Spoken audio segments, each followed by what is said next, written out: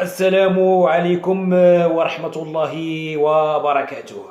اللهم ارحم شهداءنا في غزة العزة، اللهم ارحمهم برحمتك الواسعة وادخلهم فسيح الجنان، اللهم آمين. اللهم انصرهم، اللهم انصرهم، اللهم انصرهم. كما العادة قبل ما ندخل في موضوعنا ما تنسوناش مشاركة، بارطاج، تعليق ورمز إعجاب صناع الفتنة وسفراء السلام. هجومات شرسة على الشعب الجزائري من بعض المؤثرين المغاربة. ما عندكمش العدس، ما عندكمش اللوبيا، فجاءهم الرد من مغاربة الجزائر، مغاربة الواقع، أبناء الواقع الذين يعيشون مع إخوانهم الجزائريون في الجزائر الجميلة، في الجزائر الحبيبة، في الجزائر أرض الشهداء، أرض المقاومة. المغاربة تعملوا فيديوهات وتنقلوا الحقيقة وتنقلوا الواقع. الإخوة المغاربة للشعب الجزائري، للشعب المغربي، تقولوا لهم داكشي اللي تتقال على الشعب الجزائري في مواقع التواصل الاجتماعي غير صحيح، وتتكلموا على الحليب المدعم والحليب غير مدعم. كاين حليب اللي مدعمه الدولة الجزائرية، وكاين اللي حليب تيقولوا تتكلموا على المعيشة، وكاين اللي اختصاصه من الإخوة المغاربة يتحدث فقط عن المعيشة. أكبر خطأ ارتكبه عبد المجيد تبون رئيس الجزائري هو تكلم عن العدس وعن اللوبيا بطريقة شعبية، من الشعب وإلى الشعب. تكلم بهذيك التلقائية ديال عبد المجيد تبون اللي تنعرفوه بها، ولكن الكل ولا تيتحدث ويتهجم على الجزائريين بالعدس وباللوبيا. ماشي غير المغاربة، ماشي غير بعض المغاربة المؤثرين، حتى اليمني أسعد الشرعي، حتى اللبنانيين، حتى المصريين، الكل يتهجموا على الشعب الجزائري بأنهم ما عندهمش اللوبيا، ما عندهمش العدس. الرئيس تكلم بطريقة شعبية مع شعبه، وتكلم على المضاربين، وتكلم على هاد اللوبيا وعلى العدس بأنه قليل في السوق، وبأنها المضاربين وعملية تخزين، ولكن الآخرين استغلوه من أجل الهجوم على الإخوة الجزائريين. ولكن الحمد لله كاين سفراء مغاربة تواجدين في الجزائر اللي تتحدثوا عن المعيشة في الجزائر، أنها معيشة جميلة جدا وفي المتناول ديال الأغلبية ديال الجزائريين. كما قال واحد الأخ مغربي، قال بأن أجر عامل بسيط مساعد معلم تياخذ 75 درهم مغربية، هي 1500 دينار جزائري. 1500 دينار جزائري خوتي المغاربة. ورجعوا لهذا الفيديو، جايب حانوت ديال المواد الغذائيه، منك يا حليب، منك يا الشيشه، مناضاد، الصابون، الزبده، حانوت ميده عامره مواد غذائيه اللي غدوز له واحد الشهر ب 75 درهم مغربيه لا شيء. حنا 75 درهم شنو ما تجيب لك حتى كيلو اللحم، دابا داير 80 درهم. ولكن نتهجم على الاخرين. العدس واللوبيا، انا تنخرج من المنزل دابا ديالي تلقى الفاياجات محطوطه ديال العدس وديال اللوبيا. ترجع للمنزل ديالي تنقلب على شي باله تنبدا نعيط على شي صديق نقول لي جيب لي واحد 4 الخيشات، راه العدس واللوبيا موجوده. تنبدا نعمرو في الخناشي وتنجيبو للدار. حنا راه عندنا العدس وعندنا اللوبيا غالي، ماشي في المتناول ديال الكل، ولكن هادو هما صناع الفتنه.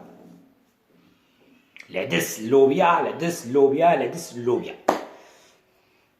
نتهجموا على إخواننا بالعدس وباللوبيا. البارحة كنا تنتهجموا بالبنان، اليوم انتقلنا إلى الهجوم على الإخوة الجزائريين بالعدس وباللوبيا. احنا رسالتنا في هذه القناة هي رسالة التسامح والمحبة. نحن سفراء السلام.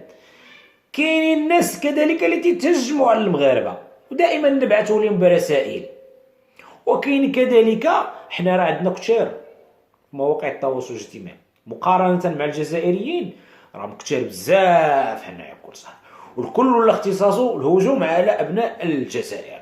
هذا هو الواقع، نقولوا كلمة حق. الكل يتحدث على العدس وعلى اللوبيا. نسينا أو تناسينا مشاكلنا الداخلية. حتى البرلمانيين المغاربة تحدثوا على الصعوبة ديال العيش ديال المغاربة.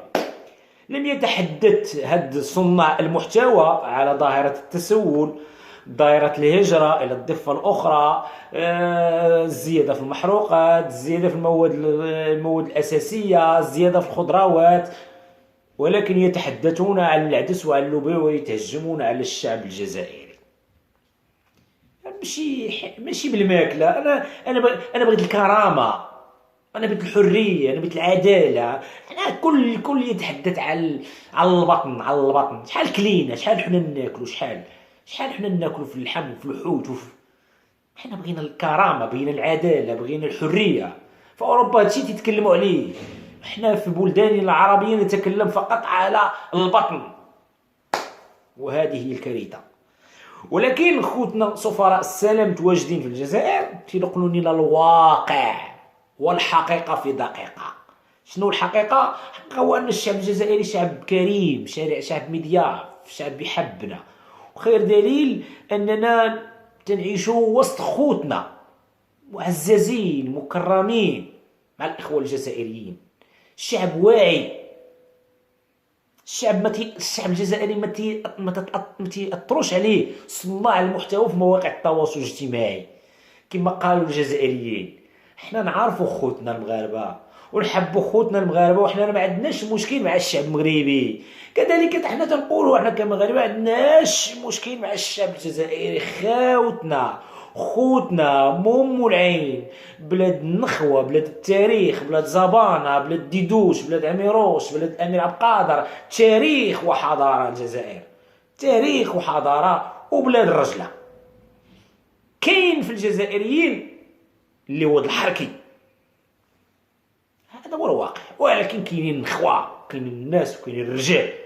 وخير دليل اللي مشى للجزائر من المغاربه تيقول لك خوتنا الجزائريين تعاملوا معنا احسن معامله.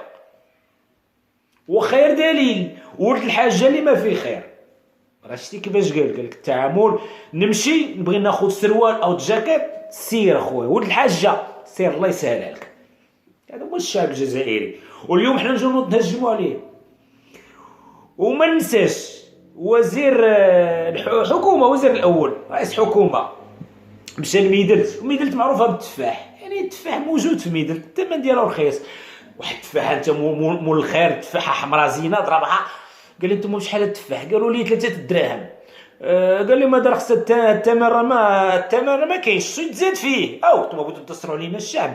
وزيد رئيس الحكومه في العدس وفي اللوبيا، الله يرضي عليك، هي غاليه، زيدنا خويا، زيدنا. راه الناس هم خارجين في مواقع التواصل الاجتماعي يتهجمون على الجزائر، وهذا هو الواقع. وحنا نساو مشاكلنا. واحد قال لك الرقم الحقيقي ديال المغاربه المتواجدين في الجزائر، وسير قرب عليه، سير بحث عليه. لكن اللي عايش في الجزائر ما عنده لا ورقه لا جوج، وعارفاه السلطات الجزائريه وميكا عليه مخليه ياكل طريفه خبز. سير شحال ديال الجزائر، شحال ديال المغاربه عايشين تما ما عنده لا ورقه لا جوج، تياكل طريفه خبز. يتبعك تا اللي خدام. انا